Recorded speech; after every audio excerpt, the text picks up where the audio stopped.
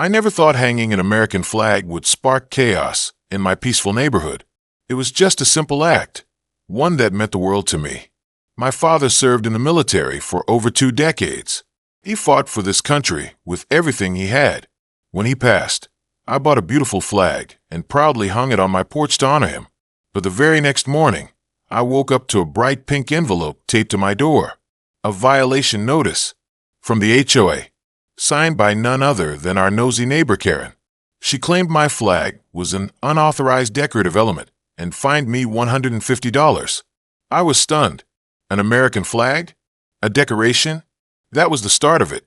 What she didn't know was, I wasn't about to let this go quietly. Karen isn't just a neighbor. She's the self-declared queen of the HOA. And when I say queen, I mean the type that walks around with a clipboard like it's a royal scepter, inspecting every house as if it's her personal kingdom. She's lived on our street for maybe 6 years, and in that time, she's managed to make every neighbor either angry, exhausted, or both. She fined one family because their Halloween decorations encouraged satanic imagery. That imagery? A single ghost cutout and a smiling plastic skeleton holding a sign that said boo. She cited the Jeffersons for letting their grass grow an inch too long. And I'm not exaggerating. She literally measured it.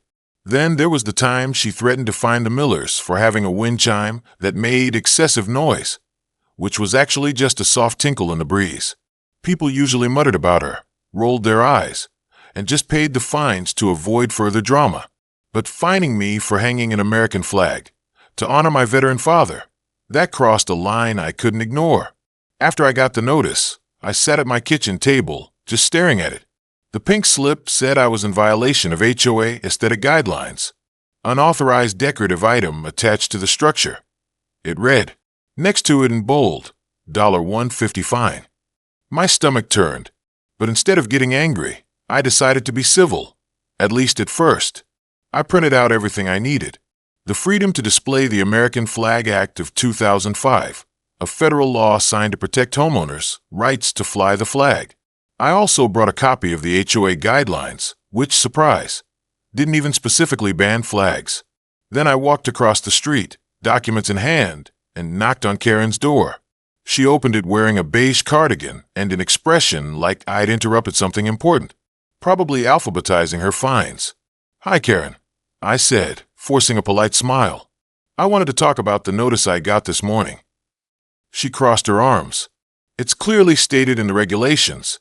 No decorative items, without prior approval. It disrupts neighborhood harmony." I held up the federal flag law. Actually, the Freedom to Display the American Flag Act. "I know what you're going to say," she interrupted, "but this neighborhood has standards. We don't need to look like a parade route." "A flag isn't decoration," I said firmly. "It's a symbol. My father fought for this country. He died serving it." She shrugged, completely unmoved. "Then honor him inside your house."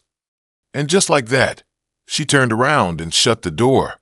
I stood there stunned for a moment, not because I expected her to suddenly find empathy. I've known Karen long enough to know that's asking too much, but because she clearly wasn't just enforcing rules. She was using her position to bully, to dominate, and to rewrite the meaning of community. And this time, she picked the wrong person. I went back home, sat down, and got to work. First, I emailed the HOA board with everything: the violation notice, screenshots of the law, a detailed explanation of why this fine was illegal, and a request for them to rescind the violation and remove the charge. I kept it professional. I figured someone on the board might actually have common sense. Days passed. No reply. On day 4, I got another envelope. This one in a yellow envelope marked second notice. Not only was the fine still there, but they added a late fee. Now it was $175. That was the moment I stopped trying to play nice. I filed a formal complaint with the HOA's management company. Then, I called a local veteran support group and told them what had happened. They were furious. One of their reps offered to help me draft a legal letter and even connect me with a local attorney who specialized in HOA disputes. But I wasn't done yet. I took to social media. I posted a short, calm video on my personal account, standing right in front of the flag. In it, I explained that I was fined $150 by my HOA for flying the American flag, a flag I raised to honor my late father, who served over 20 years in the military. I didn't name Karen, but I didn't need to. People knew. Within hours, the video started gaining traction. Veterans, active service members, military families, and average Americans from all walks of life flooded the comments. People were shocked, outraged, supportive. The post was shared thousands of times, and by the next day, I had over 50,000 views. And that's when something big happened. I got a message from a local reporter. She worked for our city's NBC affiliate and wanted to cover the story. I agreed instantly. It wasn't about revenge, it was about exposure. If this was happening to me, it could happen to others. Karen needed to be held accountable. 2 days later, the news van rolled onto our street. The reporter, Amy, was respectful and sharp. We filmed in front of the house again, the flag waving proudly behind me. I told her everything about my dad, the fine, the federal law, and the HOA's silence. As we wrapped up, Karen came stomping out of her house like a thundercloud. She was waving her clipboard like a sword. "This is private property. You can't film here." Amy calmly replied, "We're on public property, ma'am. Would you like to comment on the HOA's decision to fine a homeowner for flying the American flag?" Karen's eyes darted between the camera and Amy. She froze, face flushed, then turned on her heel and stormed back inside without saying another word. That night, the story aired. The headline: Local HOA fines veteran son for flying American flag. Community outraged. The impact: immediate. The next morning, the HOA office's voicemail box was full. Emails poured in. The neighborhood Facebook group exploded with furious posts. Even people who normally stayed silent were chiming in. Turns out, I wasn't the only one Karen had bullied. One neighbor had been fined for planting sunflowers. Another got a violation for installing a motion sensor light. Karen had been on a personal power trip for years, and the community was done. Within 3 days, the HOA board called an emergency meeting. I was invited to attend, and so were dozens of other homeowners. It was standing room only. Karen sat at the front of the room, stiff and red-faced. She tried to speak, but people kept raising their hands with stories. Testimonies poured out from veterans, single parents, retirees, all fined and intimidated by her. When it was my turn to speak, I simply stood, looked her in the eyes, and said, "You fined me for honoring my father. That wasn't a rule, that was personal, and now everyone sees it." A vote was held. Karen was removed as HOA president by an overwhelming majority. The board apologized, waived all my fines, and agreed to revise the community guidelines to explicitly allow the display of national flags without HOA interference. As for Karen, she still lives across the street, but she's quiet now. No more clipboard strolls. No more pink envelopes.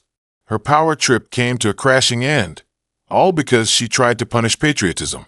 And me, I walk past that flag every morning with pride, knowing it's not just a symbol of my father.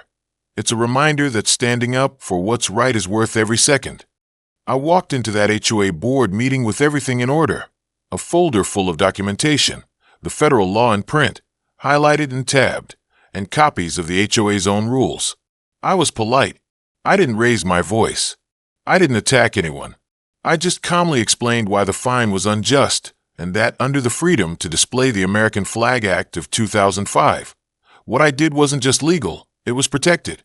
But the moment I finished speaking, the entire board looked at me like I was a mosquito buzzing around their dinner. And then it hit me. Karen, she wasn't just my neighbor. She was the president of the HOA board. That explained the silence. That explained why no one on the board responded to my emails. It explained the second notice and the late fee. Karen wasn't just a neighbor on a power trip. She was running the whole show. And she had the board wrapped around her perfectly manicured little finger. The vice president leaned forward and said, "Well, the board supports uniformity in community appearance. The flag wasn't approved ahead of time, so the fine stands."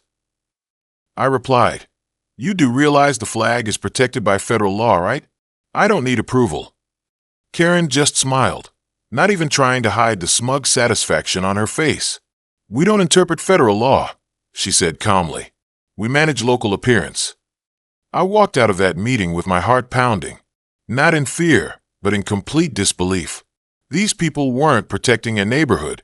They were protecting Karen's ego. So I took a breath. Then I got to work. That night, I pulled out every single document I had. I created folders, timelines, copies of emails, highlighted everything she said and did, and built a digital file that laid out the entire situation clearly. I included images of my flag, a scanned copy of the fine notice, and photos of the front of my home, all clearly showing that nothing about the flag was disruptive or out of line. But then I asked myself, what would my dad do? He'd tell me, "You don't win every fight with your fists. Sometimes you win it by standing tall, staying calm, and making sure the right people hear you." So I opened my phone and recorded a short video. No music, no editing, just me, standing on my porch with the American flag behind me. I spoke directly to the camera. I explained how I was fined $150 by my HOA for hanging the flag. I explained that it wasn't just decorative. It was a tribute to my late father, who served in the U.S. military for over 20 years. I said I tried everything, the law, communication, the board, and was ignored. I didn't rant. I didn't name call. I didn't even mention Karen's name. I just told the truth. Then I posted it on my personal Facebook account and added, "If this bothers you, please share it. Maybe someone will listen." I figured a few friends would comment. Maybe it would give the board a little pressure. I wasn't expecting much. But the next morning, everything changed. I woke up to hundreds of notifications. My post had been shared nearly 10,000 times overnight.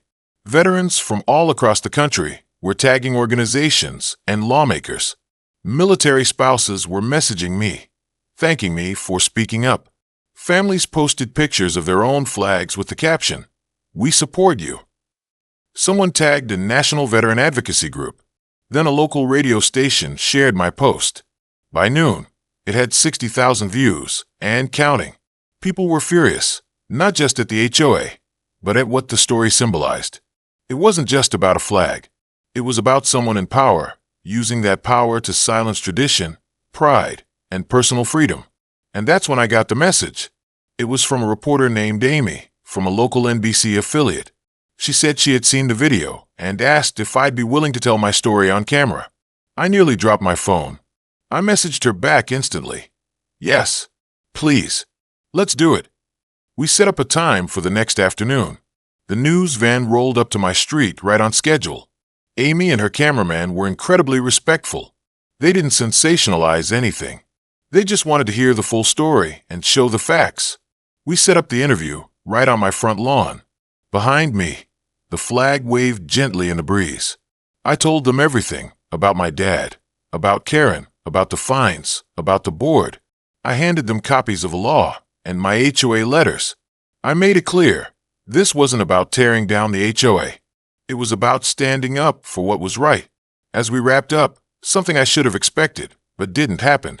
Karen, she came storming out of her house, clipboard in hand, sunglasses on, hair pulled back so tightly it looked like she was wearing a helmet. She marched across the lawn and barked, "This is private property. You can't film here." Amy stayed cool. She calmly replied, "We're on public sidewalk, ma'am. Would you like to give a statement regarding the fine you issued this homeowner for displaying the American flag?" Karen blinked. You could almost see her short-circuiting. Her lips tightened.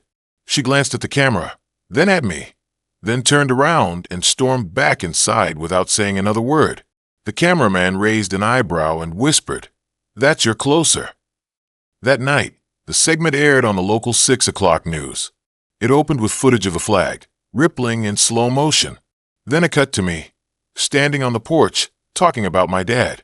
Then the HOA violation notice. Then Karen walking off in silence. The headline read, "Local HOA fines man for American flag honoring his veteran father. Community responds."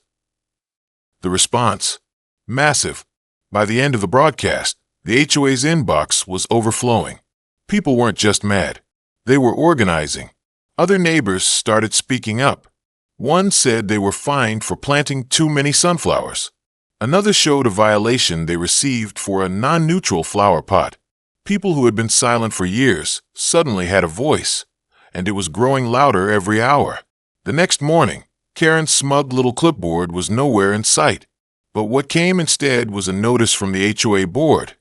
Emergency meeting scheduled for community concerns. For the first time in years, the entire neighborhood was buzzing, but not in fear, in unity. Within 48 hours of posting that video, everything I thought would be a quiet, personal stand became something bigger, much bigger. I was sipping coffee on my front porch when I saw the van roll up. White, bold lettering on the side. NBC Affiliate 7 News. A reporter named Amy and her cameraman stepped out, polite but purposeful, both carrying that energy of people who knew they were about to walk into something powerful. I stood up and walked over to greet them. "Thanks for coming," I said. Amy smiled. "Thank you for being willing to share your story. It's not every day we get this kind of response from a community post." We set up right on my front lawn, same spot where I had filmed my original video. Behind me, the American flag waved gently in the breeze, hanging from the same pole my dad and I had installed together almost 10 years ago. I remembered that day vividly.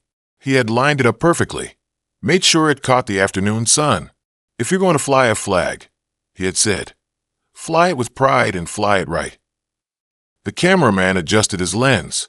Amy clipped a small mic to my shirt. "Ready when you are," she said. I took a breath, looked into the camera, and began. I told them everything, from the moment I received the pink violation notice, to discovering that Karen was president of the HOA, to being ignored by the board even after showing them federal law. I explained how the flag wasn't decoration, it was dedication, a tribute, a promise kept to my father, and how instead of receiving any compassion or logic, I was fined like I had committed some kind of public offense. Amy nodded along as I spoke, never interrupting, but I could see it in her eyes. This story meant something to her too. As we neared the end of the interview, I noticed a familiar figure across the street. Karen, storming out of her house like a villain in a soap opera, clipboard clutched in one hand, sunglasses on, lips pursed so tightly it looked like she was tasting lemon juice. She marched toward us, clicking down the driveway like her heels had something to prove. "This is private property," she snapped. "You can't film here without HOA approval. This interview is unauthorized." The cameraman didn't flinch. He simply turned the lens toward her and said, calmly but firmly, "We're filming from a public sidewalk, ma'am." Karen scowled. "This is harassment. You're trespassing." Amy stepped forward and spoke with the kind of cool professionalism that makes people like Karen instantly lose their footing. "We're here to report on a matter of public interest. Would you like to give a comment regarding your enforcement of an HOA fine that contradicts federal flag law?" It was like watching someone try to reboot a broken robot. Karen blinked. Her mouth opened slightly, but no words came out. Her cheeks flushed a deep red. And then, just as quickly as she had arrived, she spun around and stormed back into her house without another word. The cameraman lowered his camera slowly and chuckled. "That's your closer," he said. Amy gave me a glance. She didn't help her case. We wrapped up filming shortly after. Amy promised me she'd handle the story with respect. "People need to hear this," she said. That night, the segment aired on the 6 o'clock news. I was sitting on the couch with my laptop open, flag still waving out front, when the story popped up. It started with a wide, cinematic shot of my street. The narration came in, calm, clear, professional. A local homeowner says he's been fined for flying the American flag, despite a federal law that protects his right to do so. Then came the footage of my interview. They played clips of me talking about my dad, his service, and how we installed the flagpole together. They even showed close-ups of the fine itself, the $150 notice, the unauthorized decorative element line in bold. And then, in perfect timing, they cut to Karen. Karen, shouting about unauthorized press before storming off camera like a toddler denied dessert. The voiceover continued, detailing the freedom to display the American Flag Act of 2005 and pointing out that HOAs cannot restrict homeowners from flying the flag on their property. Amy mentioned that when contacted, The HOA board declined to provide a formal statement. They didn't need to. The footage spoke volumes. The story ended with a shot of my flag, catching the last light of the day. A slow fade, paired with Amy's closing line. In a time where community matters more than ever, perhaps a reminder of who we are and what we stand for is needed most. The impact was instant. Within the first hour, my phone lit up like a Christmas tree. Texts, calls, Facebook messages, even emails from people I hadn't heard from in years. Friends, family, strangers, all reaching out. Some said thank you. Some said they were proud. Others told me their own HOA horror stories and how this gave them the courage to speak up. A few said they had tears in their eyes watching it. Several veterans said they were appalled by the disrespect and that they planned to call the HOA themselves. By midnight, the story had been picked up by a National Veteran Support Group's website. They posted it with the caption, "Homeowner fined for honoring his veteran father. You won't believe what happens next." And the momentum didn't stop. By the next morning, it had been shared over 200,000 times. The HOA's voicemail was full. The board's email inbox was overwhelmed. The neighborhood Facebook group was a war zone. Only this time, the pitchforks weren't aimed at me. They were aimed at Karen. Post after post from my neighbors revealed just how deep the rot had gone. One woman shared photos of the violation she received for hanging a seasonal wreath that had too much red. Another posted her violation for planting non-regulation sunflowers, even though she lived on a corner lot with no direct neighbor. Stories of overreach poured out like floodgates had been opened, and everyone pointed their fingers at one person, Karen. She had spent years controlling the neighborhood with threats, citations, and that infamous clipboard. But now, people had had enough. The board had no choice. By noon that same day, they issued an emergency notice. Due to overwhelming concern from residents, the HOA will hold a special meeting this Friday to address recent policy enforcement and board leadership. I had to read it twice, then a third time. Then I smiled. Karen's reign was shaking, and it all started because I refused to take down a flag. Within hours of the news segment airing, the HOA's inbox became a war zone. Angry emails from veterans, military families, residents from across the country, even out-of-state HOA members, came flooding in. Some were short and furious. How dare you fine someone for flying the American flag? Others were detailed accounts of similar overreach, all with the same conclusion. This is not what America stands for. The board tried to stay quiet at first, hoping maybe the storm would blow over. But it didn't, because soon after, several national veterans groups got involved. One posted my video along with a direct call to action. Demand the HOA president resign. The post went viral. Some members even began researching Karen's background, finding out that she wasn't just petty. She had a pattern. Then came the biggest surprise of all. My neighbors, the ones who had lived under her shadow, stayed quiet for years just to avoid conflict, started speaking up. One couple posted a screenshot of a violation they received because their front porch chairs were not in neutral tones. Another neighbor said she'd been fined for painting her door a pale sky blue instead of approved beige. Someone else shared how Karen left a notice over a single garden gnome, calling it an unauthorized lawn ornament. The community was done being silent, and for once, the neighborhood wasn't afraid of the clipboard queen anymore. They were angry. Just 5 days after the news story aired, the HOA issued an emergency notice. A special community meeting will be held this Friday at 6 p.m. in the clubhouse to address policy enforcement concerns and HOA leadership.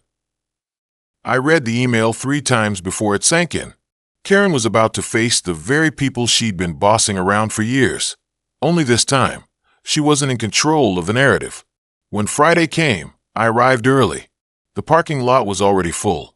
People stood outside, some holding printouts of violation letters. Others had small flags pinned to their shirts. A few carried clipboards of their own, not to issue notices, but to take notes. Inside, the room was packed. It was standing room only. Over 70 homeowners filled the chairs, lined the walls, and leaned against the back exit. Some had never even attended a single HOA meeting before. That night, they all came out. Karen sat at the head of the long folding table in front of the room, gavel in hand, her face pale, but trying to look unfazed. Her sunglasses were off, but that signature smug smile? Nowhere to be found. She tapped the gavel, but the room was already buzzing too loudly for it to matter. "I'd like to call this emergency session to order," she announced, her voice slightly strained. Someone in the back laughed. The treasurer, a soft-spoken man named Paul who'd always been a quiet vote on the board, leaned toward her. "We should hear the community out," he whispered into the mic, which made it even more awkward. Karen tried to push forward with her agenda, but the room wouldn't have it. People raised their hands, one after another, and what started as quiet questions quickly turned into personal testimonies. The Jeffersons, an elderly couple, stood up and talked about how they were fined for having a small 4th of July banner on their porch. "It was up for a weekend," Mr. Jefferson said, his voice trembling with emotion. "We got a letter 2 days later threatening legal action." A young single mom held up a printed violation notice, unauthorized mailbox ornament. It was a small decorative sticker of a sunflower her 5-year-old had picked out. Then something incredible happened. An elderly woman in a purple sweater, I didn't know her name, slowly stood up, gripping the back of a folding chair for balance. She looked directly at Karen and said in a clear, steady voice, "You find this man for honoring his father, a man who served this country. That's not leadership. That's personal abuse of power. You've turned this community into your own kingdom, but this is not your kingdom. We are not your subjects." The room fell silent for half a second. Then applause erupted. Loud, sustained. People stood up and clapped. It wasn't just approval, it was relief. Someone had said what everyone else had been too afraid to say for years. Karen tried to interject, banging the gavel again. "This meeting is out of order." But she was drowned out. The board members huddled together. I saw the vice president, a woman named Lena, who always looked like she was walking on eggshells, stand up. "We need to move forward with a motion," she said. "The board has reviewed recent developments and feels it's time for a change." Karen's eyes widened. "You can't," Paul interrupted her. "Actually, under HOA Article 5, Section B, a board vote can be held with quorum present, and we have quorum." Lena cleared her throat. "I move that we vote to remove Karen Mitchell as HOA president, effective immediately, and issue a review of all violations approved by her over the past 12 months. "I second the motion," Paul said. Karen stood up, flustered. "This is a witch hunt. I've upheld the rules. This is slanderous." But the vote had already begun. One by one, each board member gave their vote aloud. "Yeah, yeah, yeah, yeah, all in favor." Karen's mouth opened again, but no sound came out. Paul turned toward the crowd. "As of tonight, Karen Mitchell is no longer president of the HOA." The room burst into cheers. Some people hugged. Others simply nodded in satisfaction. But it wasn't over yet. Lena stood up again and announced, "We are also issuing full refunds for any fines issued by Ms. Mitchell in the last 12 months. Furthermore, we are drafting revisions to the HOA guidelines to clarify that homeowners have the right to display national flags, seasonal decor, and personal expression within reasonable boundaries. The era of micromanagement is over." I couldn't believe what I was hearing, but it was real. In the span of 1 week, everything had changed. Karen didn't say another word. She gathered her clipboard, quietly, and left the room through the side door. No dramatic outburst this time. Just silence. The kind that happens when a person knows they've lost the last bit of power they had. That night, as I walked back to my house, a neighbor I barely knew patted my shoulder and said, "You started something good." I looked over at my porch, where the flag still waved proudly in the breeze. And for the first time in a long time, the air felt lighter. Not just because of the flag, but because our community had remembered what it was supposed to be. A place where people looked out for each other, not punished one another. All it took was standing tall and refusing to back down. What started with a simple flag turned into a fight for something bigger: respect, fairness, and freedom. Karen thought she could intimidate me, but she forgot one thing. I wasn't just hanging cloth on a pole. I was honoring a hero. The flag is still up, proudly flying in the breeze. And now, So are many others in our neighborhood. People started hanging their own flags, telling me I inspired them to stand up too. Karen, she stays quiet now. Her house is oddly plain. No gavel, no fines, just silence. If there's one thing I've learned, never let bullies hide behind rules. And never, ever stay quiet when you know you're right. Like, share, and subscribe if you believe standing up for what's right still matters. Let's make sure stories like this are heard and never repeated. United States.